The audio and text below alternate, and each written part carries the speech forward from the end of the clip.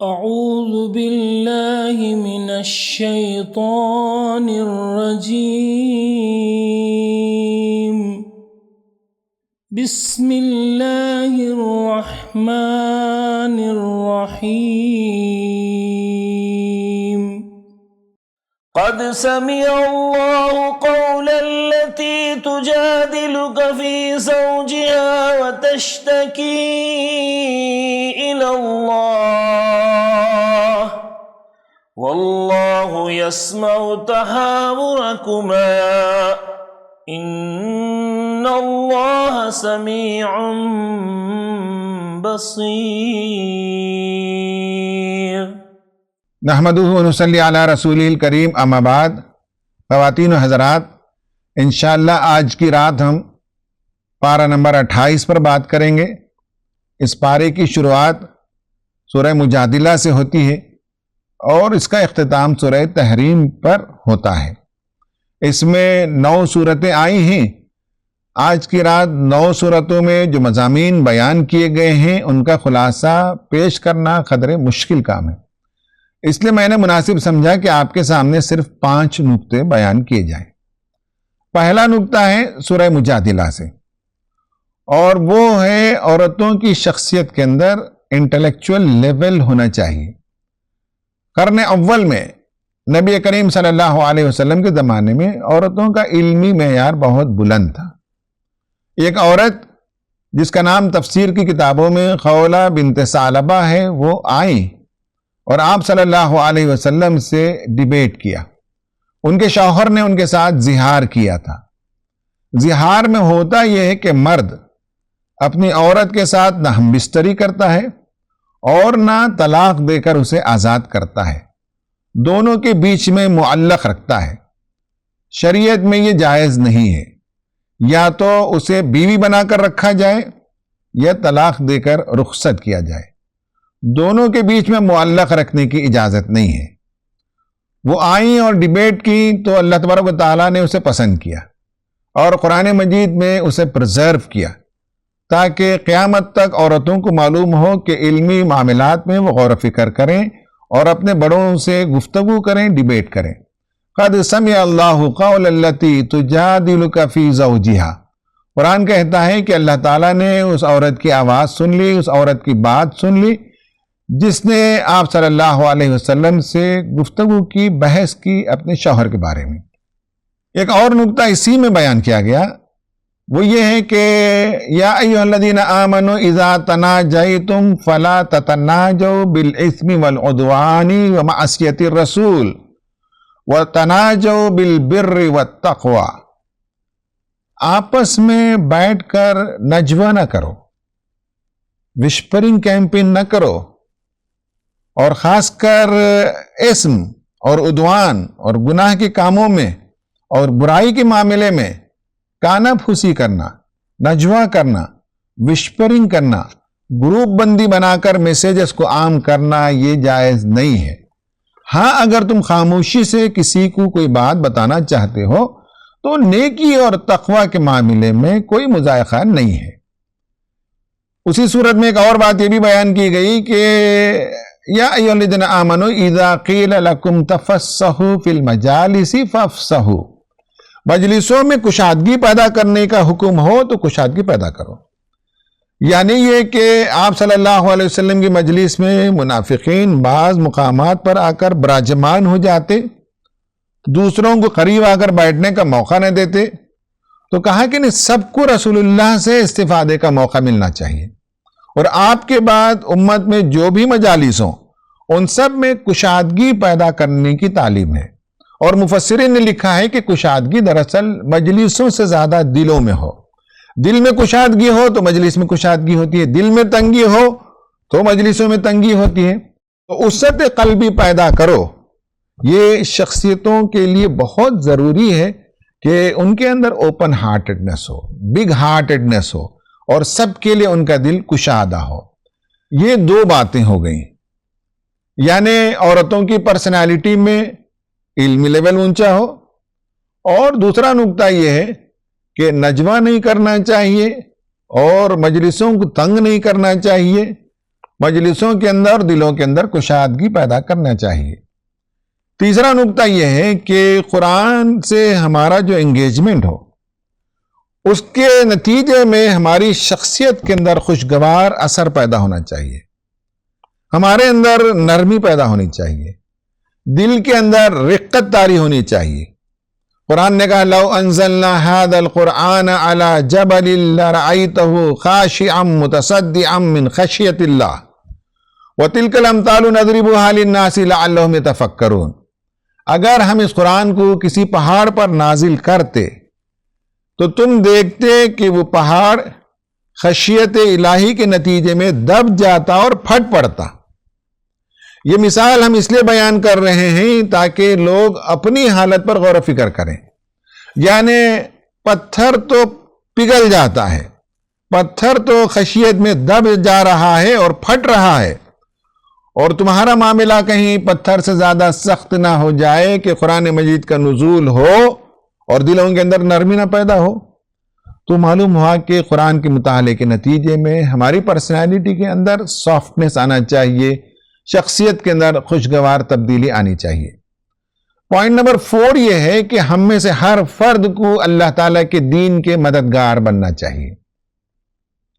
سورہ صف کے آخر میں پورے ایک رکوع میں یہی مضمون بیان کیا گیا ہے، اور یہ کہا گیا ہے کہ یا ایھا الذین آمنوا کونوا انصار اللہ، اے وہ لوگوں جو ایمان لے آئے ہو اللہ تعالیٰ کے مددگار بنو۔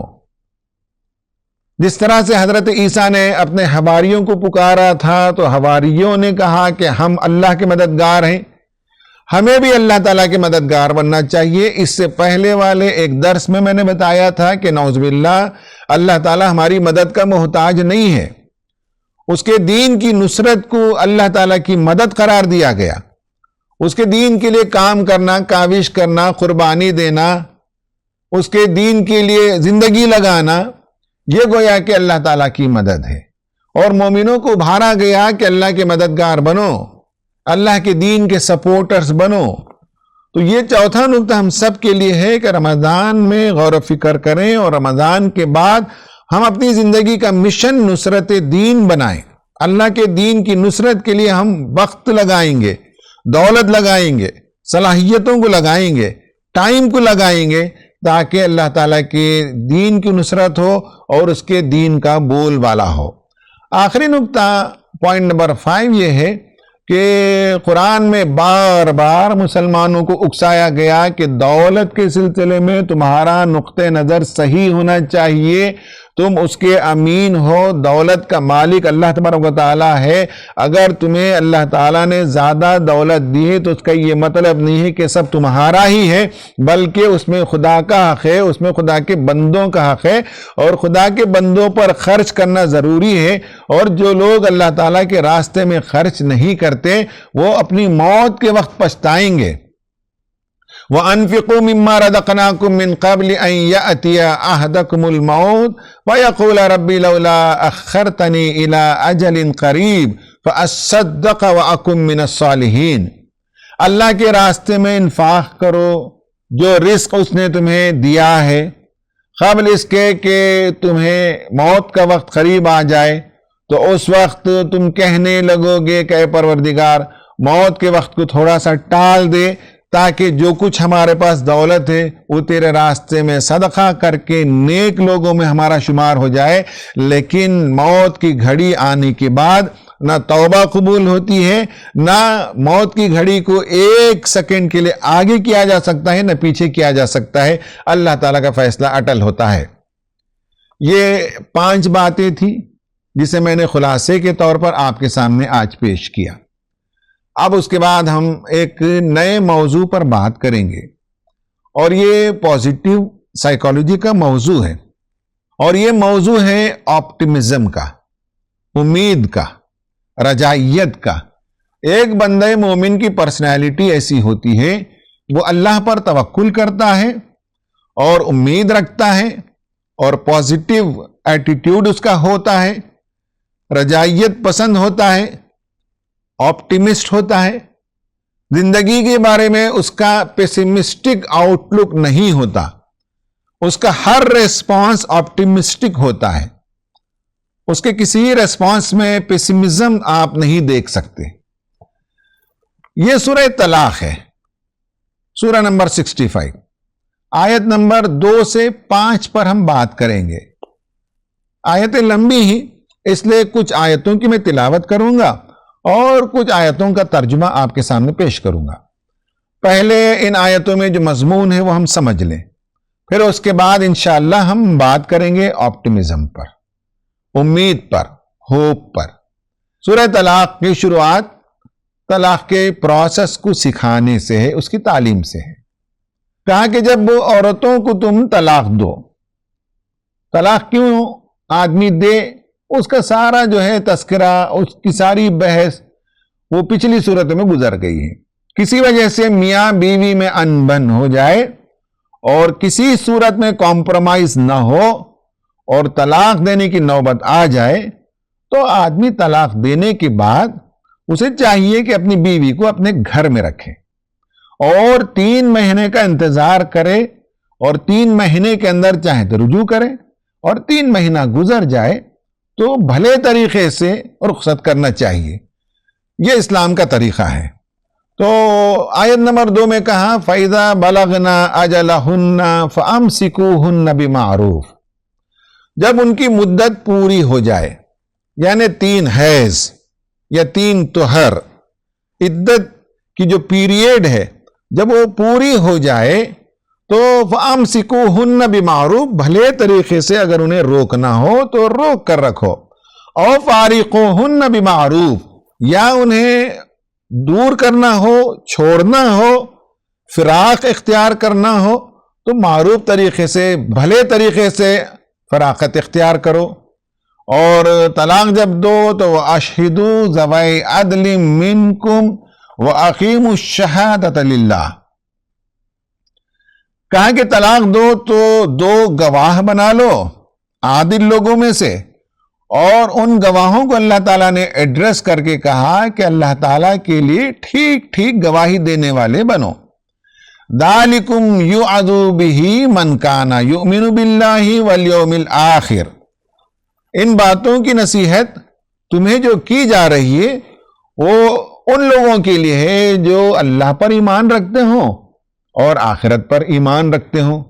وَمَن يَتَّقِ اللَّهَ يَجْعَل لَّهُ مَخْرَجًا، جو اللہ تعالیٰ کا تقوی اختیار کریں گے، جو مائنڈ فل زندگی بسر کریں گے، جو کانشیس لائف گزاریں گے، جو اویکنڈ ہوں، جن کی زندگی کے اندر شعور ہو اور خدا کا ڈر ہو، خدا سے محبت ہو، خدا کے حدود کا احترام ہو، خدا کی تعلیمات کا احترام ہو، یہ سب تقوی کے اندر شامل ہے۔ یجعل لہ مخرجا، اللہ تعالیٰ اس کے لیے مخرج نکالے گا، ایگزٹ نکالے گا۔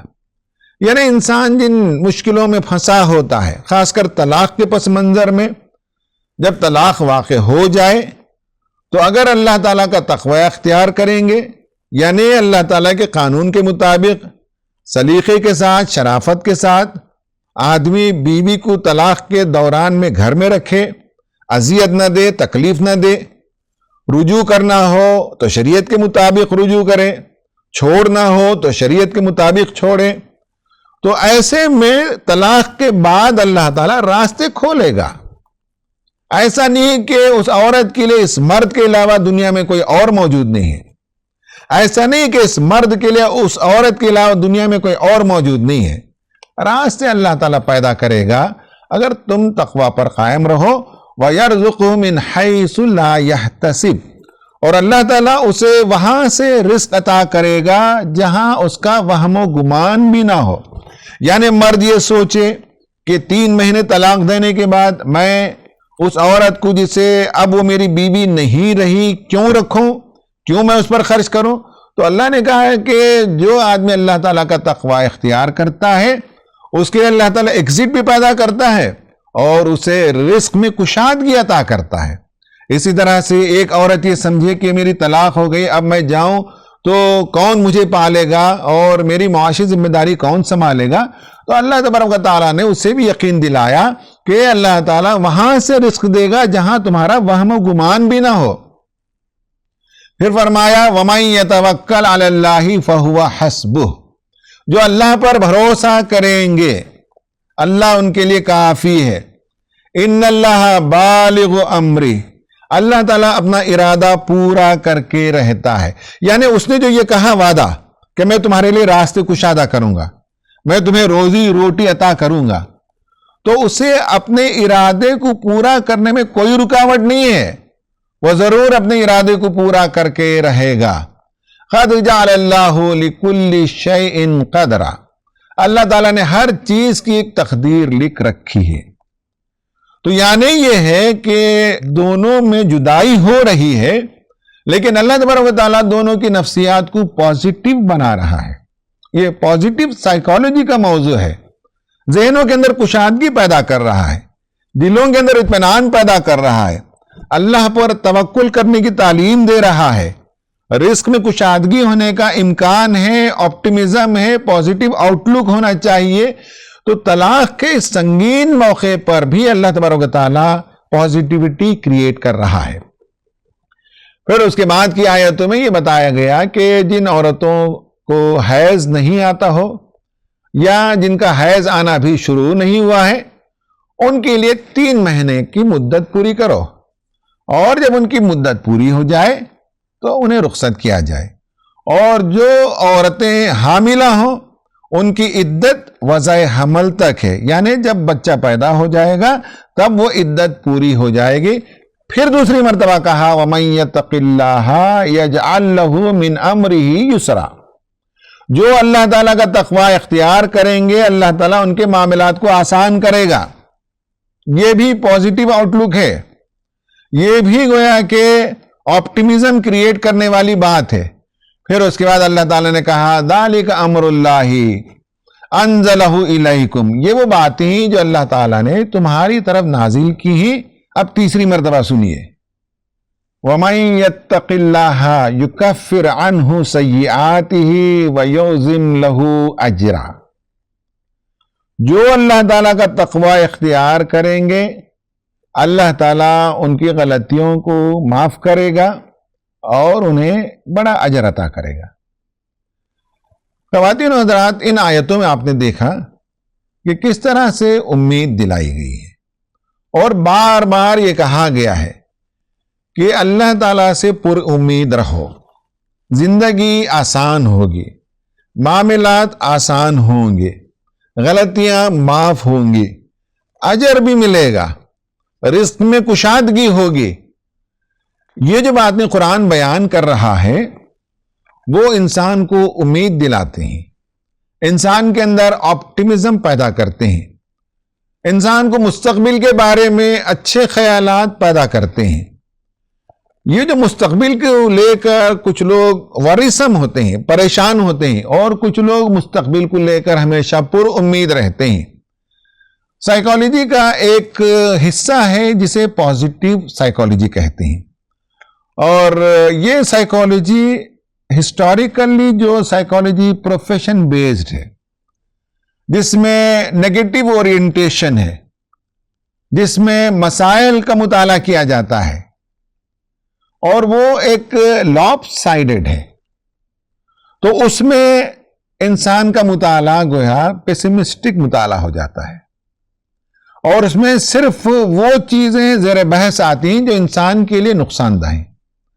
لیکن انسان کو آگے بڑھانے کے لیے، انسان کو خوشباش رکھنے کے لیے، تھرائیونگ کے لیے، گروتھ اینڈ ڈیولپمنٹ کے لیے جو مثبت چیزیں ہونی چاہیے، وہ جو ٹریڈیشنل سائیکالوجی ہے، جو کلینکل سائیکالوجی ہے، اس میں موجود نہیں ہے۔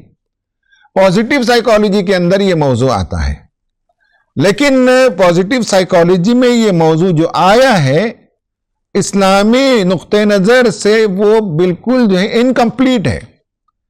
اس لیے میں بار بار یہ کہہ رہا ہوں کہ ہماری یہ ذمہ داری بنتی ہے کہ اسلامی نقطہ نظر سے آپٹیمزم کو اور وسیع کیا جائے، جو ویسٹ کی سائیکالوجی میں آپٹیمزم ہے وہ صرف دنیاوی امور تک ہے، فرد واحد تک موجود ہے، اور اسے خدا سے جوڑنے والی کوئی چیز، خدا سے امید دلانے والی کوئی چیز، خدا پر توکل کرنے والی کوئی چیز موجود نہیں ہے۔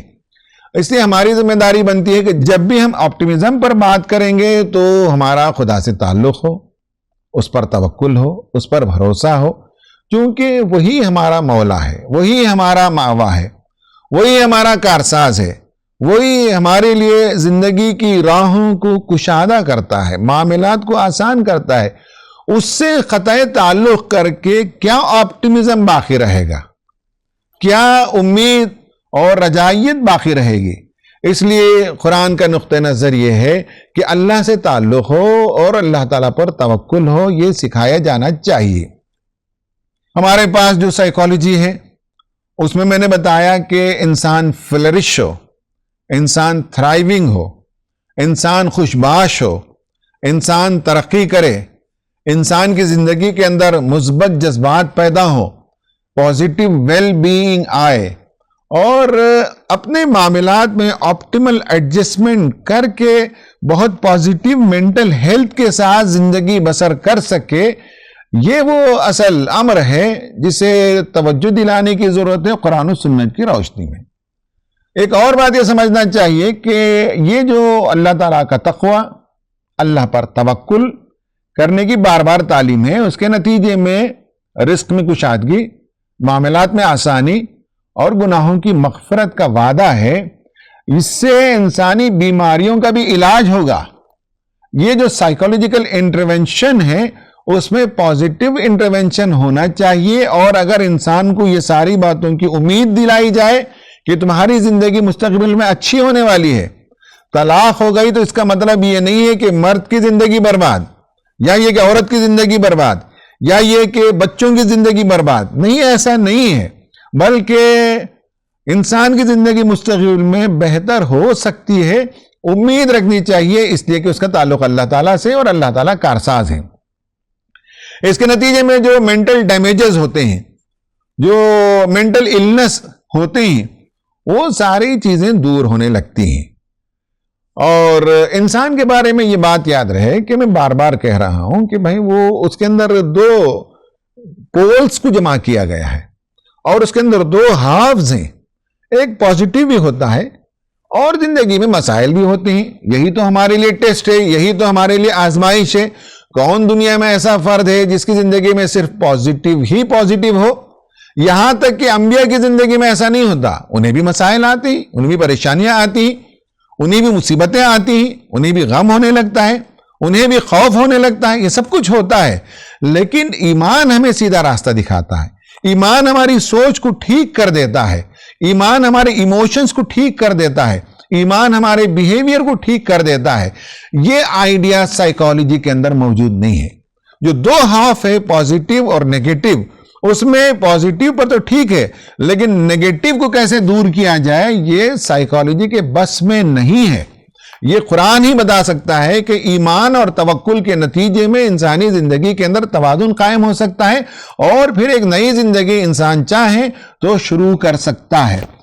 جب بھی آدمی اللہ پر توکل کرے گا تو اس کا جو سیلف امیج ہے، سیلف اسٹیم ہے، وہ بہت ہی اچھا رہے گا، انڈیمیج رہے گا۔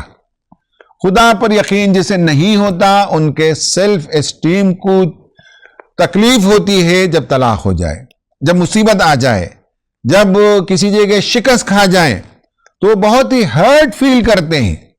توکل علی اللہ اور تقوی کے نتیجے میں انسان اپنے سیلف اسٹیم کو محفوظ رکھتا ہے۔ یہ جو آپٹیمزم جس پر ہم بات کر رہے ہیں، یہ دراصل جو ہے علامہ ابن طباطبائی نے بھی لکھا ہے اس موضوع پر کہ انسان یہ یقین رکھے اپنے آپ پر، یہ کانفیڈنس رکھے کہ اللہ تعالیٰ اس کے ساتھ ہے اور آئندہ کی زندگی آج کی زندگی سے بہتر ہو سکتی ہے۔ یہ جو آپٹیمزم ہے، یہ جو کانفیڈنس ہے، یہ جو اللہ پر بھروسہ اور امید ہے، یہ اسلام پیدا کرتا ہے، اور اس کا اپلیکیشن انسانوں کے علاج کے لیے بھی ہونا چاہیے۔ ہوپ فلنس یا ہوپ تھراپی آج کے زمانے میں اسے گویا کہ ایک ذریعہ علاج بنایا گیا ہے.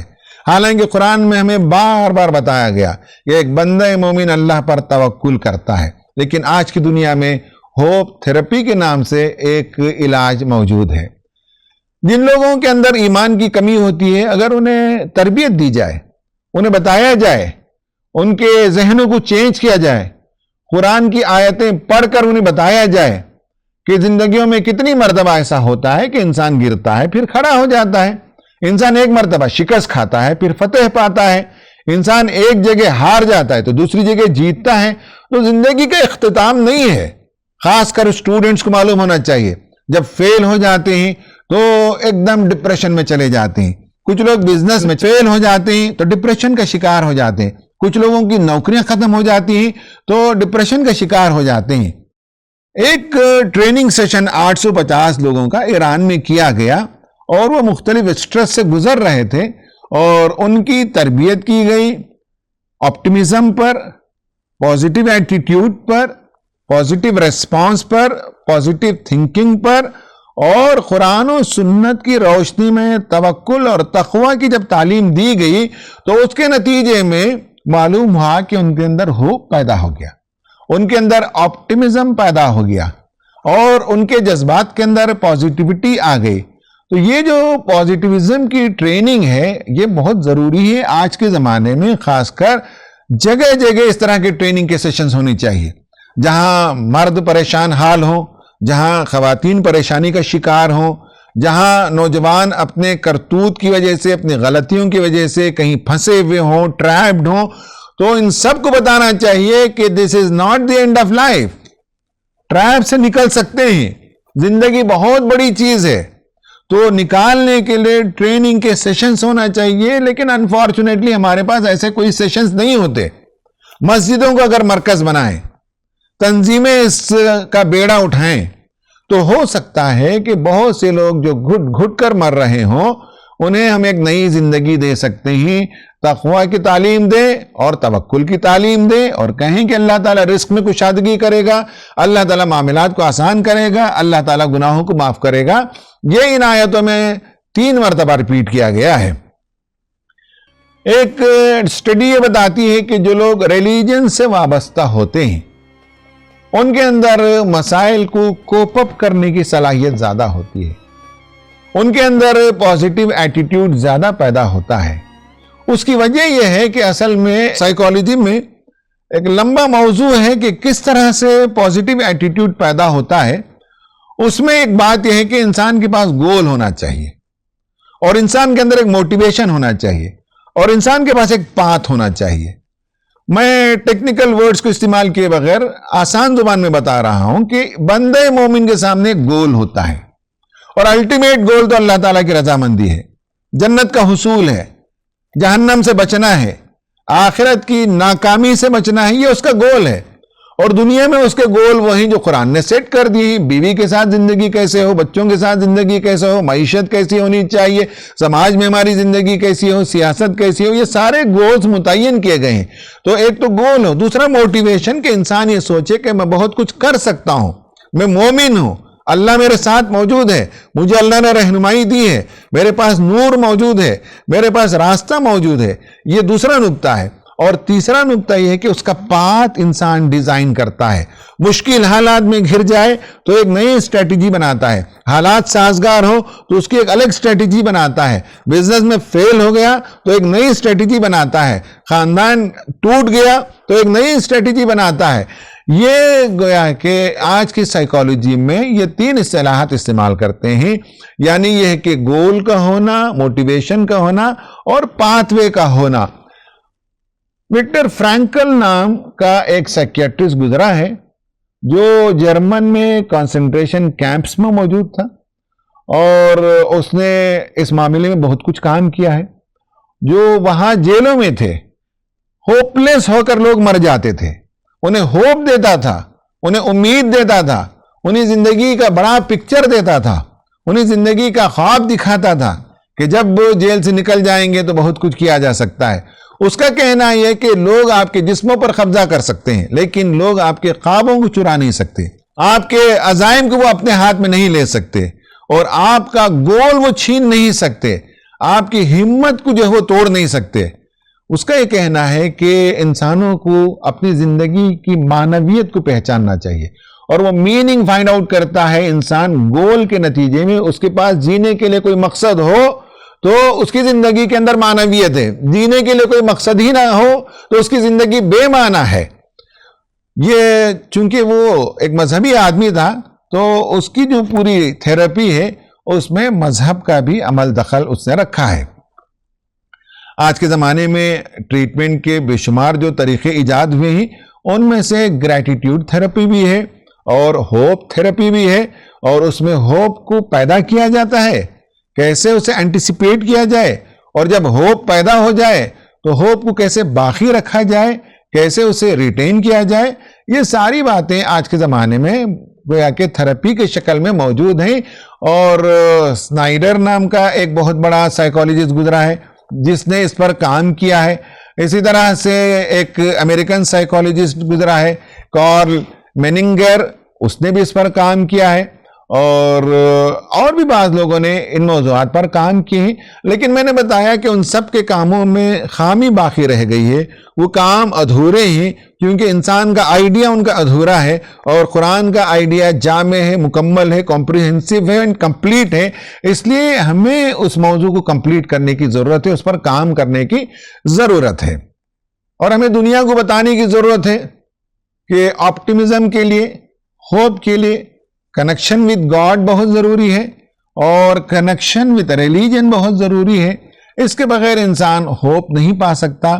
آج بھی آپ دیکھ سکتے ہیں کہ ان مشکل حالات میں امت مسلمہ کے اندر جو رجائیت ہے، جو امید ہے، جو توکل ہے، وہ ان لوگوں میں موجود نہیں ہے جو خدا کو ریجیکٹ کرتے ہوں۔ اس لیے مسلمان بہت کچھ اس ملک میں کر سکتے ہیں، انہیں اللہ تعالیٰ پر توکل ہونا چاہیے، اپنی ذات پر بھی توکل ہو، اپنی صلاحیتوں پر بھی اعتماد ہو، تو انشاءاللہ وہ آگے کا راستہ نکال سکتے ہیں۔ آخر میں آپ کو کنکلوڈ کرتے ہوئے بتانا چاہوں گا کہ آپ کا جو کچھ ہوپ ہے یا آپٹیمزم ہے اسے انسان فائنڈ آؤٹ کرتا ہے، اور وہ کیسے فائنڈ آؤٹ کر سکتے ہیں آپ کے لیے بھی آسان طریقہ ہے، میں آپ کو بتاتا ہوں۔ آپ چاہیں تو اسے سمجھیں، اور سمجھ جائیں گے تو انشاءاللہ آپ آسانی کے ساتھ بتا سکتے ہیں کہ صاحب اس ماڈل میں پازیٹیوزم ہے اور اس ماڈل کے اندر جو ہے وہ پیسیمزم پایا جاتا ہے۔ تو پیٹرسن اور سیلگ مین یہ دو بڑے پازیٹیو سائیکالوجسٹ گزرے ہیں، اور انہوں نے اس پر کوشچنز بھی تیار کیا ہے اور رہنمائی بھی کی ہے۔ ان کی اس تھیوری کے پیش نظر میں آپ کو سمپل طریقے سے بتا سکتا ہوں کہ آپ آپٹیمسٹ ہیں یا پیسیمسٹ ہیں، آپ پر امید شخصیت ہیں یا قنوطیت پسند ہیں۔ یہ فائنڈ آؤٹ کرنے کا طریقہ یہ ہے کہ آپ سے سوال کریں ہم، یا آپ سے کوئی سوال کرے، یا آپ اپنے آپ سے سوال کریں، تو معلوم ہوگا کہ آپ کا جو جواب ہے اس جواب سے معلوم ہوگا کہ آپ آپٹیمسٹ ہیں یا پیسیمسٹ ہیں۔ مثلا ایک طالب علم جو نیٹ کا ایگزام لکھ رہا ہو، نیٹ کا ایگزام اس نے لکھا اور وہ پاس ہو گیا، اس سے پوچھئے جا کر کہ تم نیٹ کے امتحان میں کامیاب ہو گئے ہو، تو اس کا ایک جواب یہ ہو سکتا ہے کہ I worked hard for more than 20 hours per day since 1 year۔ میں پورے ایک سال سے 20 گھنٹے جاگ کر کام کرتا رہا، تو اللہ کا احسان ہے۔ مسلمان ہو تو کہے گا کہ اللہ کا احسان ہے کہ میں کامیاب ہو گیا۔ یہ آپٹیمسٹ بندہ ہے جو اپنی کامیابی کے بارے میں کہتا ہے کہ میں نے ایسا کیا جس کے نتیجے میں مجھے یہ کامیابی ملی ہے۔ ایک طالب علم سے پوچھئے جو پیسیمسٹ ہے، جس نے پاس تو کیا ہے نیٹ، اس سے پوچھیں تو وہ کہے گا کہ luck was on my side this time۔ اس بار میں لکی ہوں، گزشتہ بار میں لکھا پاس نہیں ہوا، اس بار لک مجھے ساتھ رہا تو میں پاس ہو گیا۔ یعنی اس کا جو سینٹر ہے وہ اندر نہیں، اس کا سینٹر باہر ہے۔ حالانکہ وہ بھی نیٹ پاس کیا ہوا ہے، یہ بھی نیٹ پاس کیا ہوا ہے، اس کے جواب میں آپٹیمزم ہے، اس کے جواب میں پیسیمزم ہے، اس لیے کہ اسے اپنے بارے میں بھروسہ نہیں ہے، بلکہ وہ کہتا ہے کہ لک تھا کہ میں پاس ہو گیا۔ اب آپ دیکھیں نیٹ میں جو طالب علم فیل ہوا اس کے جواب کو دیکھیے، کہ جو فیل ہو گیا اس میں جو آپٹیمسٹ ہوگا وہ کہے گا کہ my mother was sick so I could not concentrate much this time, hope to crack next time۔ اس بار میری ماں بیمار تھی تو اس لیے میں نیٹ اس بار کریک نہیں کر سکا. امید ہے کہ نیکسٹ اپیئرنس میں کریک کر لوں. حالانکہ وہ فیل ہے لیکن اس کا جواب بتاتا ہے کہ وہ آپٹیمسٹ پرسن ہے. اور پیسیمسٹ کیا کہے گا؟ کہے گا کہ I was under pressure of my family, so I could not write properly. میں خاندان کے جبر میں، ابا کے جبر میں، دباؤ میں تھا، اس لیے میں نیٹ ایگزام لکھ کر پاس نہیں ہوا. یعنی یہ کہ اب بھی اس نے اپنا مرکز اندر نہیں رکھا، باہر رکھا. تو یہ 4 قسم کے جواب ہیں جس سے آپ پتہ لگا سکتے ہیں. یعنی کامیاب انسان میں بھی آپٹیمسٹ ہوتے ہیں، پیسیمسٹ ہوتے ہیں. ناکام انسانوں میں بھی آپٹیمسٹ ہوتے ہیں، پیسیمسٹ ہوتے ہیں. آپ کہاں ہیں؟ اگر آپ توکل کامل رکھتے ہیں، اللہ پر کامل بھروسہ رکھتے ہیں، تقوی کی راہ اختیار کرتے ہیں، تو لازماً آپ بھی آپٹیمسٹ ہوں گے، پر امید ہوں گے. اور اگر کہیں آپ کے اندر پیسیمزم ہے، اپنے مستقبل کو لے کر آپ کو پریشانی لاحق ہے، آپ سمجھتے ہیں کہ میرا فیوچر بلیک ہے اور میرا مستقبل اندھیرا ہے، میرے لیے کوئی راستہ نظر نہیں آتا، میرے لیے کوئی جاب نہیں مل رہا ہے، میرے لیے کوئی امپلائمنٹ نہیں ہے، میری شادی ٹوٹ گئی ہے اور آگے کا راستہ کیسے ہوگا مجھے پتا نہیں. یہ سب اگر آپ وریز کے اندر شکار ہیں تو پیسیمزم ہے.